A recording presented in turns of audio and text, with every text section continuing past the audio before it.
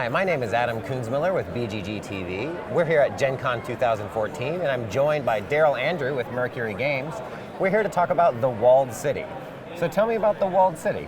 Yeah, this is my first game, and it's a Euro-style game, plays 2 to 4 players, and it takes about an hour to play.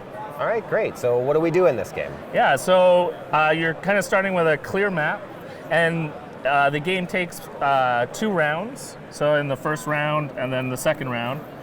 When you go through the first round, you're going to go through 4 kind of phases. And so first you align yourself with one of the different guilds.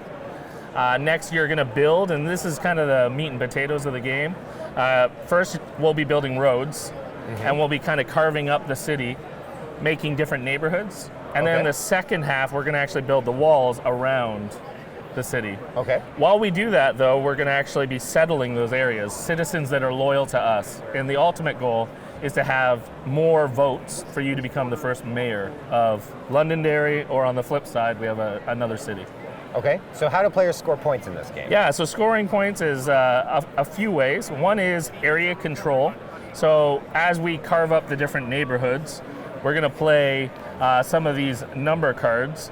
Every time we build one, we kind of imagine or put whatever citizens on one side. So for instance, 4, gotcha. And then we put 1 on the other side. So when I place a road, I then also get to pick a card. Yeah, until you select it from your choosing. hand.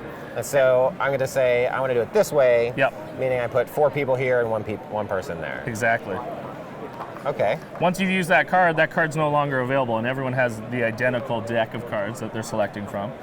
As we carve it out, you're going to actually, in the end, score different neighborhoods. So there'll be some that are quite large. You know, this is maybe a large one versus this is a small one. So this would be one neighborhood. One neighborhood if we ended it, you know, we're done the roads. We score each of the neighborhoods.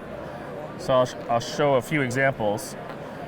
In a 2-player game, we'd actually set up some additional players. There's a kind of a ghost player. But you compare by counting the number of citizens. But you'll notice there's 2 different types. There's the peasants in the little peasant houses, and then the nobles that are the meeples. And so by comparing, ties are broken actually by the nobles. So even though we both have 2, then I might win that area because I win the tiebreaker. You have more nobles than I do. Yeah. Now the funny twist is our nobles are brave and they win tiebreakers and all these kind of things. They're also in the second phase the only ones eligible to become watchmen. We nominate them up into the towers. However, if they're left in the neighborhoods and it's not completely walled in, they run away. Because it's in the middle of Northern Ireland and you're bringing English citizens up there, so they would scurry away through the holes in the wall that are uncompleted. Okay. So there's kind of that yin and yang of who's going to survive and who's going to count, because that happens just before the scoring. All right, excellent. And what's going on with these dice here? Yeah, excellent. So the second main mode of scoring is also through the political factions. So there are 5 different colors representing 5 different political factions. You can kind of think of them as like the loyalists, the unionists, different things like that. And so all of your different citizens are also counting towards different colors. So you're going to compare. So for instance, green in this neighborhood has 1 towards blue and 1 towards purple. And if green had, you know, some more citizens over here, they would count those as well. So right now, green player has 3 blue, 4 blue. And you contrast, black only has 2 blue. 2 blue. So the winner of blue would get all the votes. So you count 1, 2, 3, 4, 5, 6. So blue's worth 6 points right now. Okay. However, whenever you build into a neighborhood, you get to modify or influence the political power there. So when I built this, I'd actually had the option to turn this down to a 1 or to have turned it up to a 3.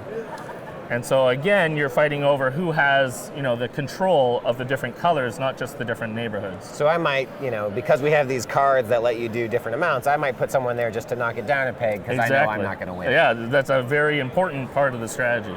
Okay. Yeah. Awesome. And what are these +1 and -1s used for? Yeah, so each of these tokens are like dice. You can modify them by either flipping them over instead of modifying a dice. But what it does is it actually changes the area control scoring, because typically whoever's first in an area is going to score 5 points, whoever's second is going to score 3, and whoever's third is going to score 2. But each of these bumps each of those up 1. Okay. So this neighborhood would be 6, 4, and 3. on the scoring mechanic, or if they're bumped down, each notch gets bumped down. So they'd be 4, 2, and 1. Okay, so by going here, you might get more or less points, but you're not going to get these counting towards any one of these. Exactly. areas. Exactly. Yeah, and if you combine them, if this becomes a neighborhood, and then they actually become +2, or if you have it combined with a color, you might get the benefits of these and a color. Okay, and I see we have all these cards here that have that look like they have actions of some sort. Yeah, so each person, when you're actually drafting your, I'll make some space for them. Each round, you're first off aligning yourself with one of the guilds. And so when you choose which guild you want, you're actually making two choices. You're making one, which special power do you want to use, but you're also determining your turn order.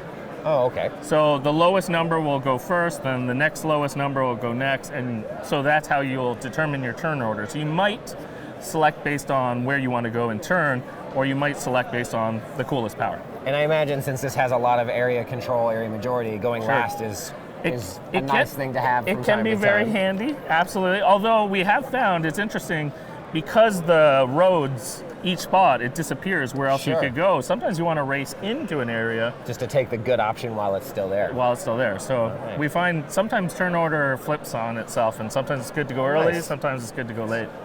And what do people want to do if they want to get this game? Yeah, great question. So this is coming out soon. You can actually pre-order it through mercurygames.com the first week of September. Okay. Anyone who does pre-order it through Mercury Games will actually get both promo packs, the mini expansions, both for the Londonderry and the Borderlands side. Or if you can't order through Mercury Games, you can order through your local retailer and pre-order it. And as long as you pre-order before October, you'll get the Borderlands mini expansion thrown in for free. So either way, you're going to get one or both mini expansions thrown in if you pre-order the game. Okay, great. Well, once again, that was The Walled City. All right, thanks. Thanks.